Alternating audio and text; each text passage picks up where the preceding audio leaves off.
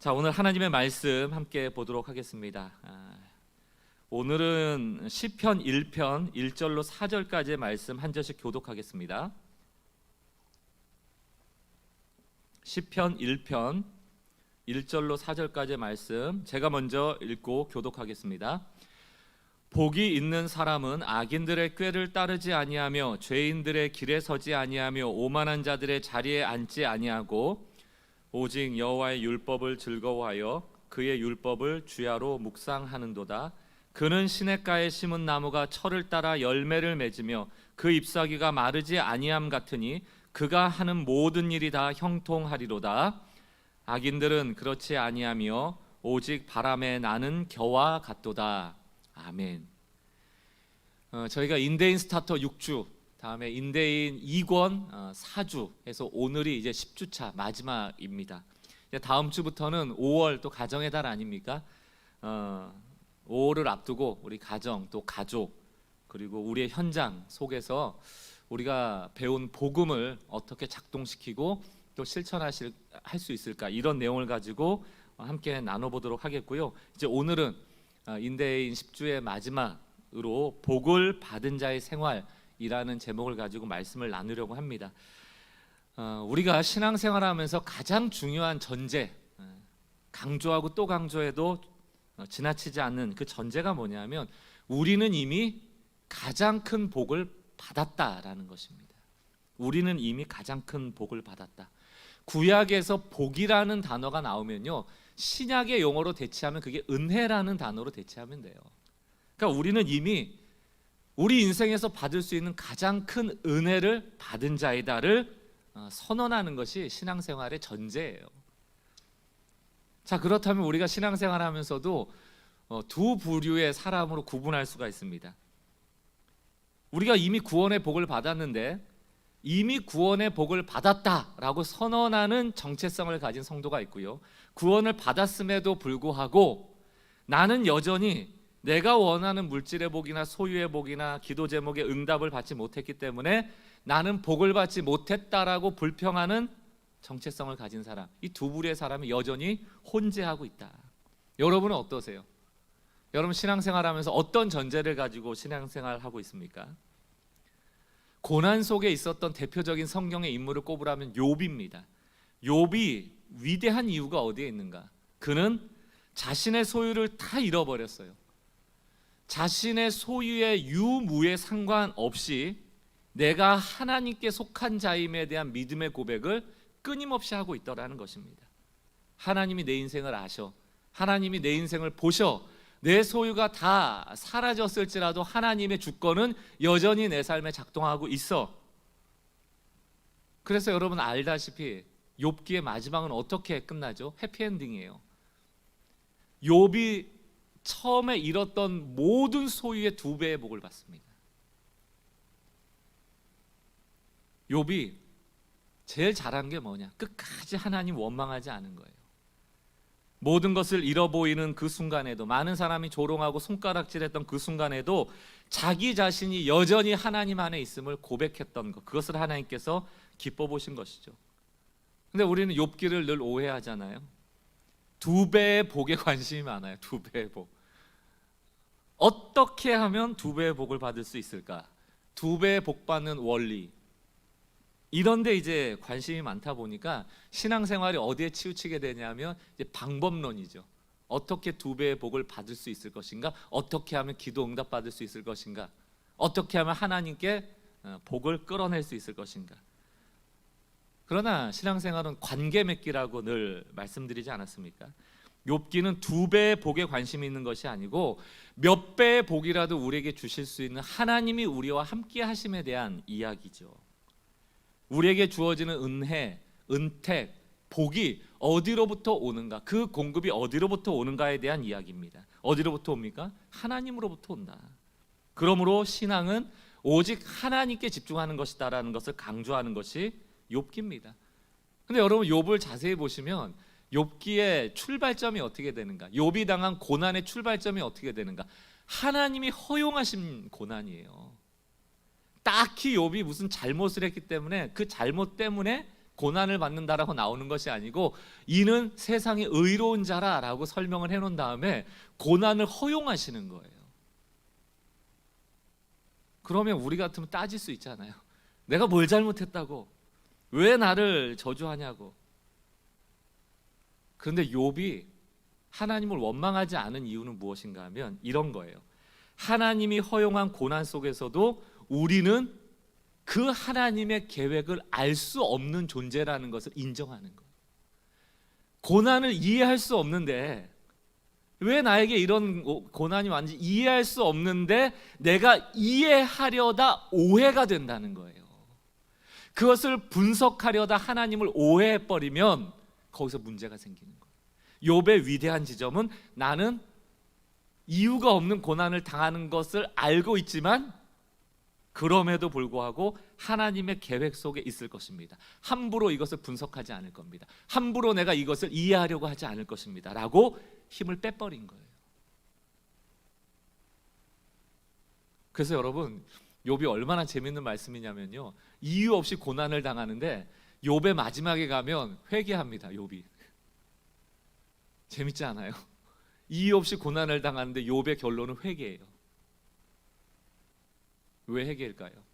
나는 하나님을 알 수 없는 존재이므로, 조금이라도 내가 하나님을 오해했다면 하나님 회개합니다. 알지도 못하고 까불었습니다. 내가 이전까진 귀로 들었지만 이제 하나님을 눈으로 봅니다 라고 성장하는 것이죠. 그리고 의인은 결국 복받는다는 결론을 욥기를 통해서 배우는 거예요. 그러므로 사랑하는 성도 여러분, 하나님이 복이세요. 늘 우리에게 복 주시는 분이십니다. 시편 16편 2절 말씀을 보세요. 내가 여호와께 아뢰되 주는 나의 주님이시오니 주 밖에는 나의 복이 없다 하였느니라. 주 밖에는 나의 복이 없다. 한번 따라합시다. 주 밖에는 나의 복이 없다. 이 얘기는 뭡니까? 주가 나의 복이시다라는 것이죠. 주가 나의 복이시다. 그러므로 우리가 하나님의 자녀가 되었다, 우리가 구원받았다는 얘기는 무엇인가 하면 나는 지금 하나님의 복 안에 있다는 얘기예요. 이것을 인정할 때 비로소 우리는 신앙생활하면서 우리 인생에 굉장히 본질적이고 궁극적인 질문을 하면서 살아갈 수가 있어요. 질문이 바뀝니다. 우리가 종교인으로서 어떻게 하면 두 배의 복을 얻어낼 것인가를 생각하기만 하면 늘 신앙생활하면서 하는 질문이 뭐냐면 어떻게 해야 복 받을 수 있을까? 어떻게 해야 복 받을 수 있을까? 이게 늘 우리의 저급한 질문이에요. 그런데 우리가 이미 복 안에 있다는 것을 깨달을 때 우리의 질문은 바뀝니다. 어떻게? 복을 받은 우리가 어떻게 살아야 할까? 복 받은 우리가 어떻게 살아야 할까? 이 질문이 바뀌어져요. 불행한 인생이 어떤 인생인지 아세요? 인생의 궁극적 질문을 놓치고 살아가는 것이, 인생의 궁극적 질문을 외면한 채 살아가는 것입니다. 과연 삶이란 뭘까? 무엇이 하나님을 기쁘시게 하는 삶일까? 내가 구원받은 자라면 나는 어떻게 살아야 될 것인가? 나의 삶에 대한 고민을 하지 않고 어떻게 두 배의 복을 받을까? 어떻게 또 돈을 많이 받을까? 어떻게 하면 내가 원하는 기도 응답받아서 내 편안하게 살까? 이것은 신앙의 궁극적 질문이 아니에요. 따라오는 열매와 같은 것이라니까요. 특별히 저는 이런 설교를 준비할 때, 이미 복받은 자다를 선언하라고 할 때 제일 마음에 걸리는 대상이 청년입니다.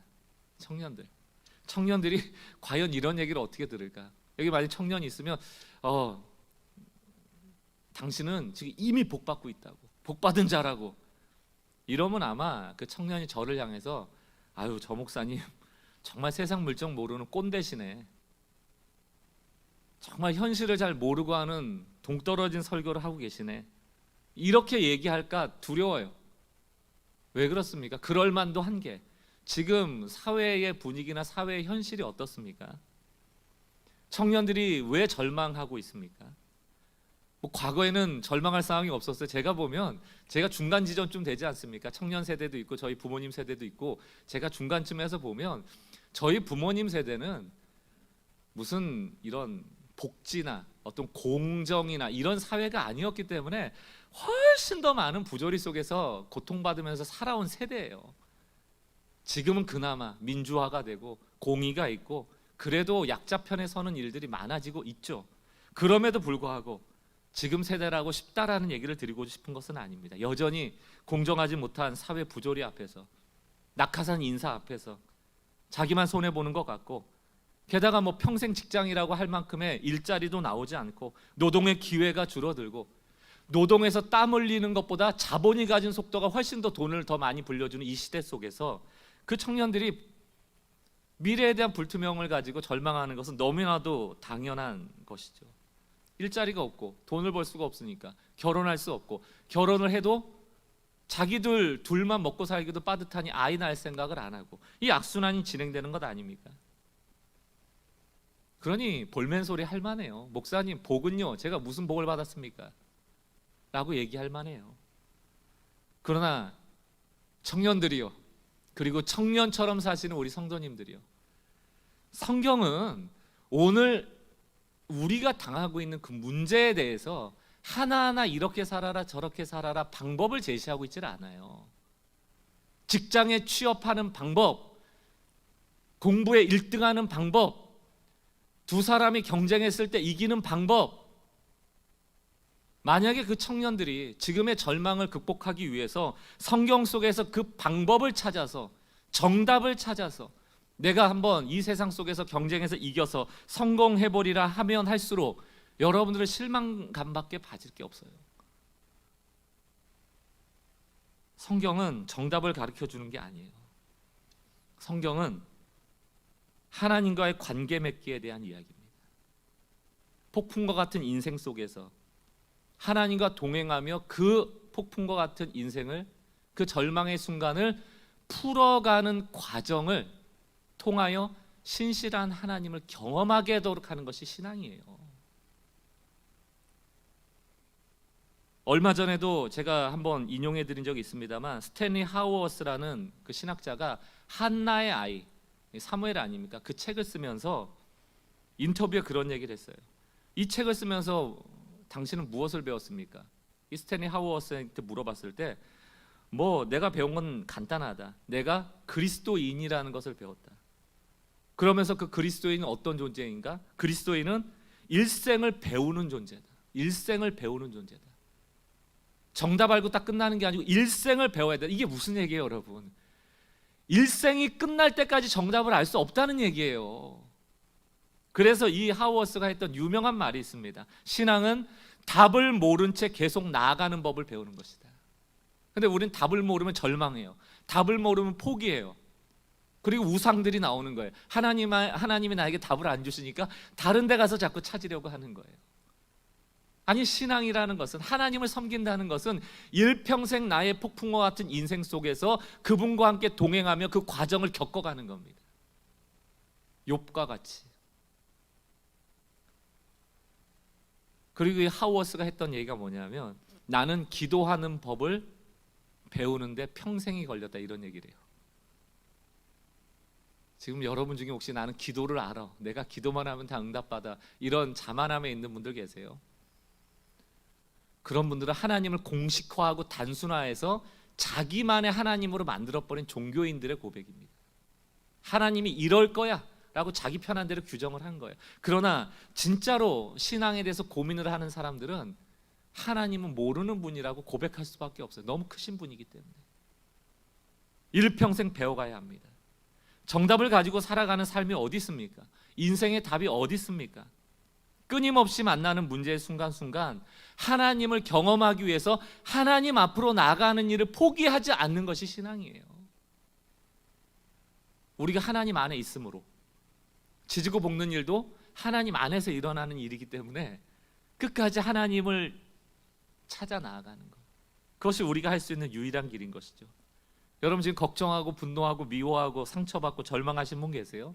그 모든 에너지를, 하나님께 나가는 에너지를 전환하셔야 돼요. 기도하셔야 돼요. 하나님을 예배하셔야 돼요. 그분이 하나하나 풀어주시는 그 과정들을 겪으셔야 돼요. 특별히 우리 청년 여러분들, 정답 알면 행복해질까요? 전 요즘 가상화폐 열풍, 너무너무 막 아슬아슬해요. 청년들 보면. 저는 가상화폐가 옳다 그르다에 대한 입장은 없습니다. 제가 잘 모르기 때문에. 그러나 거의 30% 이상 지금 최근에 들어왔던 사람의 연령대가 20대, 30대입니다. 왜 들어올까요? 24시간 365일 할 수 있어요.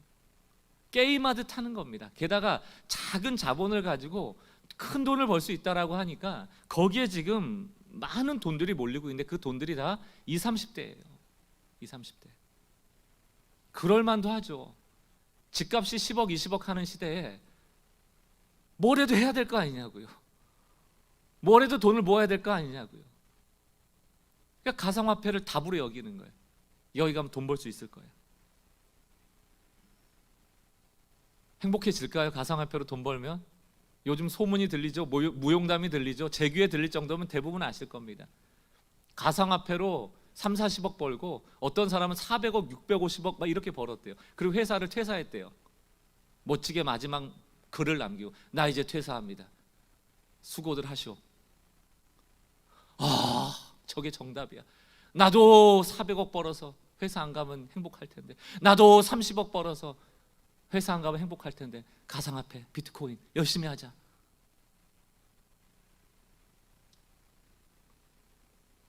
그게 어떻게 행복할 수가 있겠어요?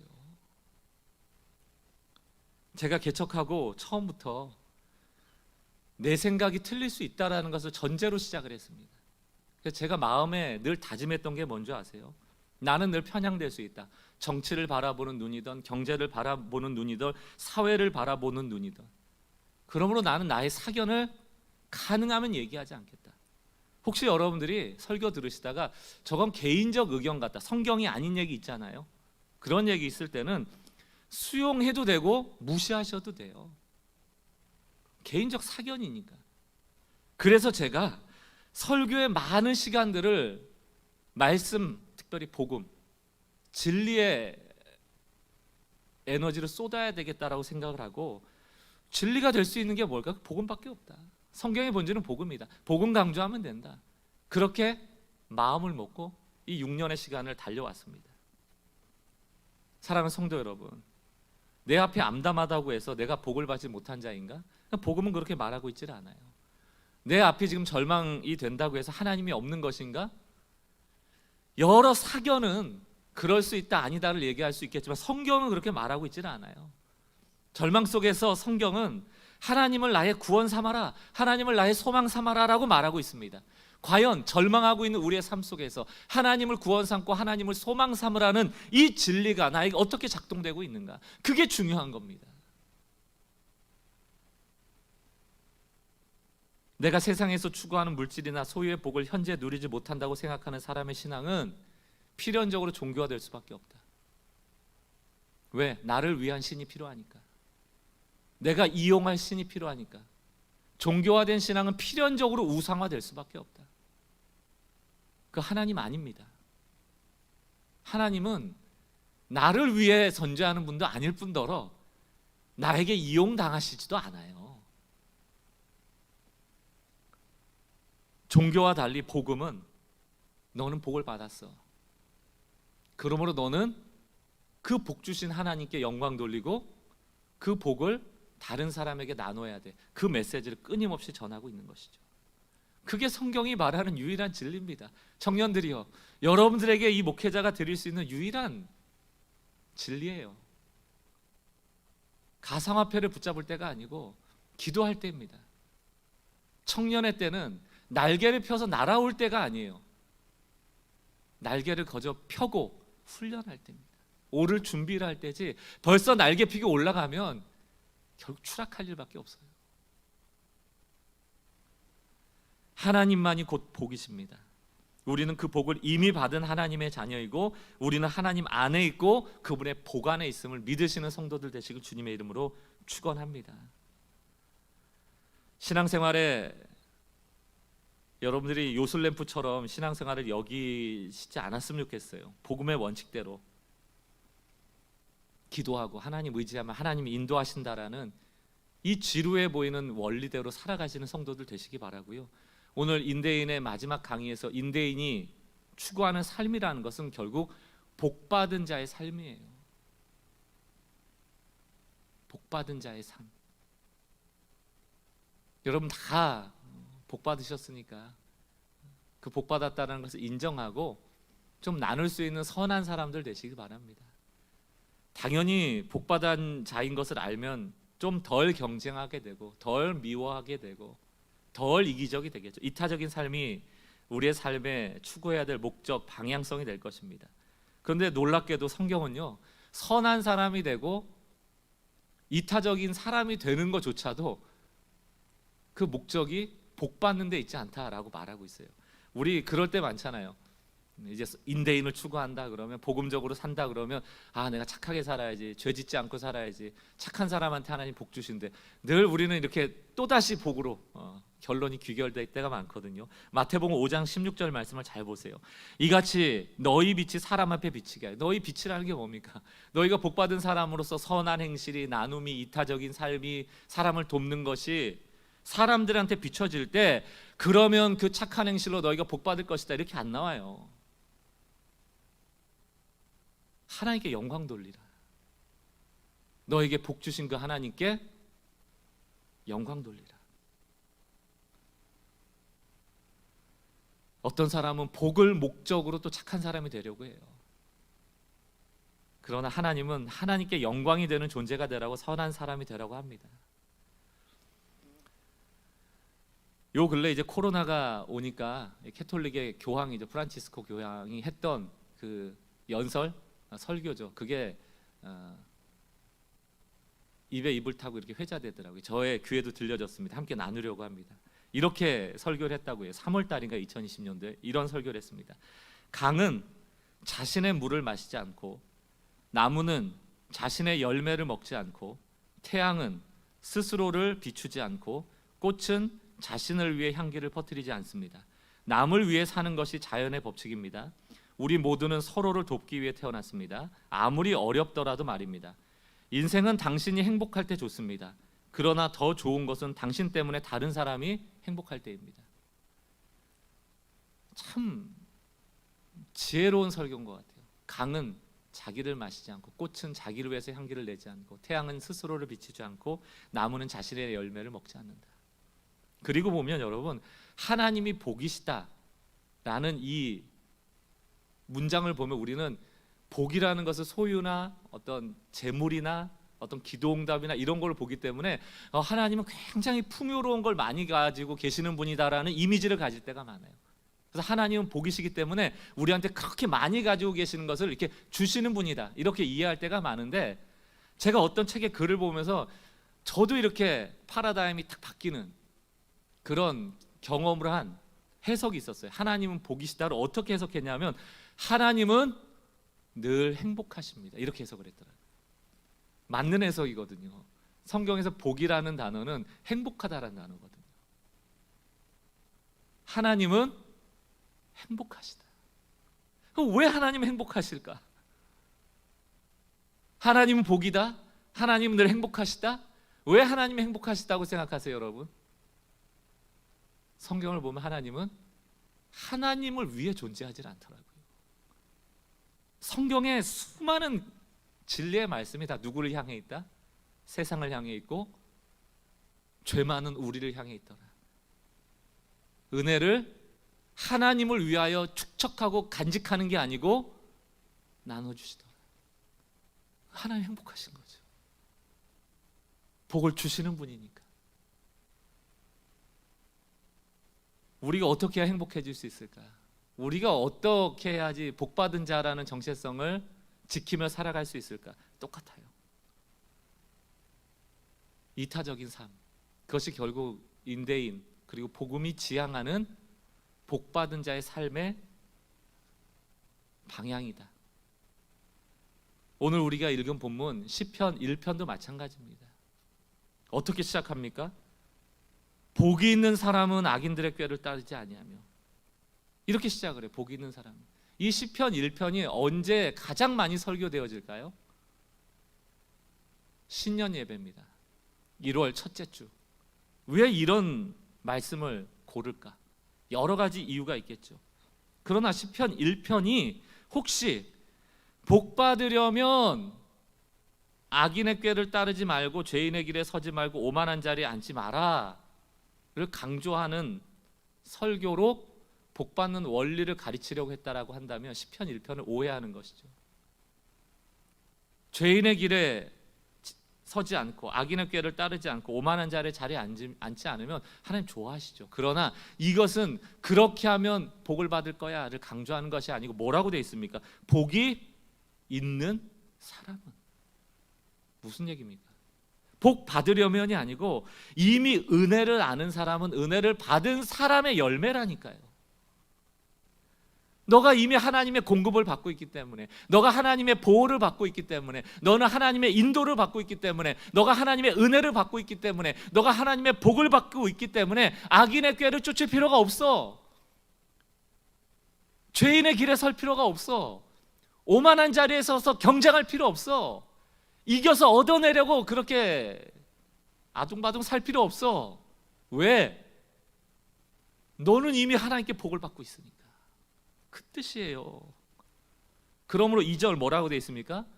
우리는 은혜 받는 자임으로 오직 뭐 하면 되는 거예요? 여호와의 율법을 즐거워하며 그 율법을 주야로 묵상하는 도다. 왜? 하나님의 복이 있으니까. 좋으니까. 근데 이 본문을요, 악한 짓 하지 마세요, 죄 짓지 마세요, 오만하지 마세요, 성경책 읽어야 됩니다, 성경책 안 읽으면 안 돼요, 그럼 복 못 받아요. 이렇게 종교적인 설교가 어디 있습니까? 여러분, 성경 읽는 거 누구나 읽는 거 아니에요. 교회에서 상품 준다고 억지로 읽어서 거기도 은혜가 있겠죠. 그러나 정말 율법이 즐거워지고 율법을 읽게 될 때는 언제예요? 좋아서 읽는 겁니다. 또 읽다 보니까 좋아지는 거예요. 하루만 읽으려고 했는데 이 말씀이 나에게 위로와 힘이 되고, 이틀만 읽으려고 했는데 또 힘과 위로가 되고, 그게 3일, 4일, 5일 습관이 되면 말씀 없이는 허전하고 말씀 없이는 불안하고, 말씀이 인도하심 받을 때 내 마음이 즐거운 것을 경험할 때 읽게 되는 거예요. 여러분, 누구랑 맨날 커피 마시러 다니세요? 만나면 막 괴롭고, 만나면 신경질 나고, 만나면 짜증나는 사람 전화해서 만나세요. 여러분, 누구 만나세요? 누구랑 수다 떠세요? 누구랑 통화하세요? 누구 만날 때 즐거우세요? 율법을 읽고 율법을 즐거워하는 거, 하나님이 은혜 주시는 사람이 누리는 복입니다. 그래서 여기 나오는 복이라는 단어는요, 성경에서 바라크, 다시 말하면 물질이나 소유의 복을 쓰지 않았어요. 바라크라는 단어를 쓰지 않습니다. 아슈레라는 다른 용어의 복을 써요. 이 아슈레라는 용어는 내면의 평안함을 얘기해요. 내면의 충족감을 얘기합니다. 어떤 신학자가 이렇게 해석을 했습니다. 아슈레는 바라크라는 물질이나 소유라는 매개가 있이 즐거워하는 복과는 달리, 아슈레는 매개물 없음에도 불구하고 나는 행복하다라고 선언하는 마음이라고 번역을 했어요. 매개물이 없음에도 불구하고, 이게 무슨 얘기입니까? 내 손에 쥐어지는 소유나 물질의 복이 없는데도 하나님이 나에게 주시는 내적 평안을 얘기하는 거예요. 아슈레. 그럼 오늘 시편 1편을 고백하는 사람의 삶에는 지금 고난이 있을 수가 있어요. 어려움이 있을 수가 있어요. 핍박이 있을 수도 있고 절망도 있을 수 있습니다. 그러나 바라크는 없을지라도 아슈레, 하나님이 나에게 평안을 주시니까 나는 경쟁하지 않을 거야. 나는 이기적으로 얻어내려고 그렇게 살지 않을 거예요. 죄인의 삶을, 오만한 자의 삶을, 악인의 삶을 포기 선언하고 여전히 나는 율법 안에서 기뻐할 것입니다라고 고백하고 있는 것이죠. 우리의 신앙이 회복되기를 원합니다. 비나이다 신앙이 아니고요, 주신 것에 감사하고 말씀을 통하여 주신 내적 평안, 우리가 주 안에 있다라는 이 진리 속에서 우리가 이미 복받은 자인 것을 날마다 묵상하고, 복받은 자로서 어떻게 살아가야 될 것인가에 대한 궁극적 질문을 놓치지 않고 살아가는 것, 그러한 성도들 되시길 바라요. 설교 준비하다 보니까 그냥 유행가 가사 하나 생각나더라고요. 저 푸른 초원 위에 그림 같은 집을 짓고 사랑하는 우리님과 한평생 살고 싶네. 멋쟁이 높은 빌딩 의스대지만 반딧불 초가집도 님과 함께면 나는 좋아 나는 좋아 님과 함께면. 이게 아슈레예요. 이게 아슈레예요. 우리 서로 연애하고 사랑할 때는 어떤 마음이 들어요? 아, 뭐 집이 어디면 어때? 뭐 차가 뭐 몇 cc면 어때? 있으면 어떠고 없으면 어때? 그냥 같이 있는 게 좋잖아요. 미래는 불투명해도 둘이 손 꼭 잡고 있으면 그게 힘이 되고 위로가 되고 격려되는 거 있잖아요. 그게 아슈레예요. 신앙은 관계라니까요. 하나님께 붙어만 있으면 멋쟁이 높은 빌딩 의시되지만 반딧불 초가집도 님과 함께면 나는 좋아 나는 좋아 님과 함께면. 이게 아슈레라니까요. 시편 31편 13절 14절 다윗의 고백이죠. 내가 무리의 비방을 들었으므로 사방이 두려움으로 감싸였나이다. 그들이 나를 치려고 함께 의논할 때 내 생명을 빼앗기로 꾀하였나이다. 근데 14절에 뭐라고 해요? 여호와여 그러하여도 나는. 주변에는 절망이 감싸고 있는데 14절 뭐라고 얘기해요? 여호와여 그러하여도 나는. 이게 한 주간 여러분의 고백 되시기 바래요. 어떤 상황이 와도 나는 좋아 나는 좋아 님과 함께면 그러하여도 나는 주께 의지하고 말하기를 주는 내 하나님이십니다. 내가 주 안에 있나이다. 나는 여전히 복받은 자입니다. 나는 좋아 나는 좋아 님과 함께면 님과 함께 같이 산다면. 너무너무 복음적인 가사 같아요.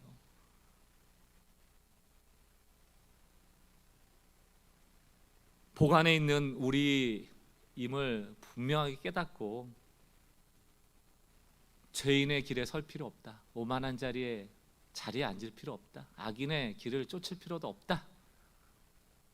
율법과 함께 즐거워하면서 나만 잘 되는 이기적인 삶에서 탈피하여 하나님께 영광 돌려드리는 이타적인 삶, 그래야 해서 하나님이 누리시는 그 행복감이 있잖아요. 나눔을 통하여 그 행복감이 하나님의 자녀된 우리에게도 그대로 유산처럼 전수되어져 우리의 삶이 복되어지는 은혜가 있기를 주의 이름으로 축원합니다. 마지막으로 이사야 58장 말씀 읽고 말씀을 정리하겠습니다. 이사야 58장 3절 우리가 금식하되 어찌하여 주께서 보지 아니하시오며 우리가 마음을 괴롭게 하되 어찌하여 주께서 알아주지 아니하시나이까. 이게 뭐냐면 열심히 금식한 거예요. 열심히 하나님께 기도한 거예요. 그런데 하나님의 응답이 없어요. 그러니까 짜증이 났어요. 아니 이렇게까지 내가 금식을 하는데 왜 아무 반응이 없습니까? 이걸 다른 말로 해석하면 이렇게 헌금하는데 이렇게 봉사하는데 이렇게 기도하는데 이렇게 비나이다 바라는데 거기다가 지금 40일 금식하는데 하나님 왜 응답을 안 해주세요? 왜 응답 안 해주시는가? 결론은 하나, 이기적인 기도이기 때문에 그래요. 나옵니다. 3절 후반절 보라, 여기가 하나님의 응답이거든요. 보라 너희가 금식하는 날에 오락을 구하며 온갖 일을 시키는도다. 종교적으로 금식은 하고 있지만 뭐 하고 있어요? 밥만 안 먹는 것뿐이지 온갖 쾌락을 다 누리고 있는 거예요. 그리고 남들을 향해서는 노동을 끊임없이 쟁취하고 있는 거예요. 억압하고 있는 겁니다. 4절 보라 너희가 금식하면서 논쟁하며 다투며 악한 주먹으로 치는도다. 이게 가능한 게 우리라니까요. 종교 활동을 하면서 지극히 세상적인 방식으로 살아가는 게 그게 가능한 게 우리예요. 4절 중반절 너희가 오늘 금식하는 것은 너희의 목소리를 상달하게 하려는 것이 아니니라. 5절 이것이 어찌 내가 기뻐하는 금식이 되겠으며 이것이 어찌 사람이 자기의 마음을 괴롭게 하는 날이 되겠느냐. 그의 머리를 갈대같이 숙이고 굵은 배와 재를 펴는 것이 어찌 금식이라 하겠으며 여호와께 연락될 것이라고 하겠느냐. 하나님은 우리의 겉모습에 정교하에 가식에 결코 속지 않으신다. 그러므로 이 짧은 인생 왜 종교적 신앙생활을 하겠냐고요. 시간이 아까운 겁니다. 시간이 너무 아까운 거예요. 사람하고 싸우고 교회에서 한 자리 차지하려고 그러고 목소리 높여갖고 영향력 행사하려고 하고 뭐 알아주길 바라고 인정받기를 원하고 시간이 너무 아깝다니까요. 우리가 이렇게 신앙생활할 때가 아닙니다. 6절 내가 기뻐하는 금식은 저 사람의 흉악의 결박을 풀어주고 저 사람의 멍에의 줄을 끌어주고 저 사람의 압제를 자유케 하는 그러한 금식이다. 그러한 고난이다. 그것으로 인해서 고통받는 것이다. 인대인의 결론, 종교에서 벗어나십시오. 종교 활동에서 벗어나십시오. 엉뚱한 신을 붙잡고 내가 통제할 수 있는 신을 만들고 우상을 만들어서 결국 내가 원하는 것을 얻어내려고 하는 신앙에서 다 내려오셔야 돼요. 복음의 사람이 되시기 바라고, 그러기 위해서는 내가 하나님의 복 안에 있음을 믿으시길 바랍니다. 내가 큰 복을 받은 자다. 큰 복을 받은 자다. 오늘 이렇게 말씀을 정리하면서 우리 옆에 계신 분도 계시고 뭐 보통 가족들이실 텐데요.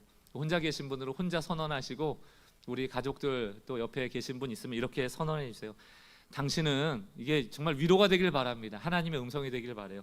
당신은 하나님 안에 있습니다. 같이 한번 축복합시다. 또 이렇게 축복해 주세요. 당신은 복받은 자입니다. 아멘. 아멘.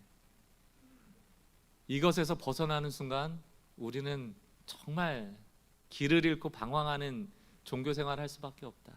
기억하시길 바라요. 오늘 이 우리에게 복 주시기를 행복해 하시는 그 주님 앞에 우리도 찬양했으면 좋겠는데 우리의 위로, 격려 이런 거 다 내려놓고요. 뭐 찬양에 은혜 받고자 하는 마음도 다 내려놓고 오늘은 고스란히 하나님께 영광을 돌려드리는 찬양을 했으면 좋겠어요. 여러분 성경을 보다 보면 송축이라는 단어가 나옵니다. 송축. 하나님을 송축합니다. 이런 단어가 나오잖아요. 그거를 직역하면 어떤 뜻인지 아세요? 내가 하나님을 송축합니다라는 뜻을 원어대로 번역하면 이렇게 됩니다. 나는 하나님을 축복합니다. 이렇게 돼 있어요. 근데 우리가 하나님께 복을 줄 수가 있어요? 우리한테 뭐가 있어서 하나님 복을 주고, 우리가 드린다고 해서 하나님께 아쉬운 게 없는 분이시잖아요. 모든 걸 갖고 계시는 분인데 우리가 뭘 드리겠어요? 저는 송축을 오늘 말씀 가운데 적용해서 해석해 보자면 이런 거예요. 하나님은 우리에게 복을 주심으로 행복해 하시는 분이에요. 우리에게 은혜 주심으로 행복해 하시는 분이에요. 우리가 하나님을 오롯이 찬양하고 그분을 송축한다는 건 무엇인가? 우리는 비록 나눌 것이 없고 초라한 오병이어와 같은 것, 과부의 두랩돈 같은 것을 하나님께 드릴 수밖에 없는 것이지만 마음을 다하여 하나님께 나누고자 할 때, 영광을 드리고자 할 때, 하나님을 축복하자는 이 복을 상호 교환하고자 할 때 우리가 행복해지는 거예요. 우리는 늘 내가 위로받는 찬양, 내게 은혜되는 찬양, 공감되는 찬양, 내가 눈물을 흘릴 수 있는 찬양, 이런데 또 요즘 현대인들은 너무 익숙해지고 있다. 복은 상호 교환함으로 행복해지는 것이라면, 하나님이 우리에게 복 주심으로 행복해하고 계시다면 우리도 하나님께 복을 드리기 원하는 마음을 가지고 찬양하는 거예요. 여러분의 상황과 형편에 상관없습니다. 우리가 복받은 자라면 오늘 주님 복 주셔서 감사합니다. 내 마음과 정성과 뜻과 내 소리를 제물 삼아 하나님 영광 돌려드립니다. 오늘 우리의 찬양을 주님 받아주세요. 이 마음을 가지고 우리의 마음을 다들 하나님께 찬양의 선물을 올려드리기 바랍니다. 주님 큰 영광 받으소서. 주님 큰 영광 받으소서. 홀로 찬양 받으소서. 모든 이름 위에 뛰어난 그 이름, 온 땅과 하늘이 다 찬양해. 겸손하게 우리 무릎 꿇고 주 이름 앞에 영광 돌리세. 모두 절하세. 우리를 구원하신 주님께 찬양 드리리. 모든 영광과 존귀와 능력 주님 받으소서. 주님 받으소서. 영광과 존귀와 능력 주님 홀로 받으소서. 받으소서. 그리스도 살아계신 하나님. 다시 한번요. 주님 큰 영광 받으소서. 주님 큰 영광 받으소서. 홀로 찬양 받으소서. 홀로 찬양 받으소서. 모든 이름 위에 뛰어난 그 이름. 모든 이름 위에 아멘. 뛰어난 온 땅과 하늘이 다 찬양해. 온 땅과 하늘이 다 찬양해. 겸손하게 우리 무릎 꿇고